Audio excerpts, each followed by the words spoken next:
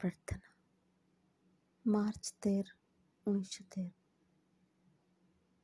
ପବିତ୍ରୀକରଣର ବିଶୁଦ୍ଧ ସୁଗନ୍ଧିତ ଧୂପ ଜଳି ଉଠୁ ଊର୍ଦ୍ଧ୍ୱରୁ ଊର୍ଦ୍ଧ୍ୱ ଆଡ଼କୁ, ଅଧିକରୁ ଅଧିକ ସିଧାସଳଖ ଭାବେ, ଯେପରି ପୂର୍ଣ୍ଣ ସତ୍ତାର ଅବିରାମ ପ୍ରାର୍ଥନା ଉଠି ଚାଲେ ତୋ ସଙ୍ଗେ ମିଳିଯିବା ନିମନ୍ତେ, ତୋତେ ପ୍ରକଟ କରିବା ପାଇଁ।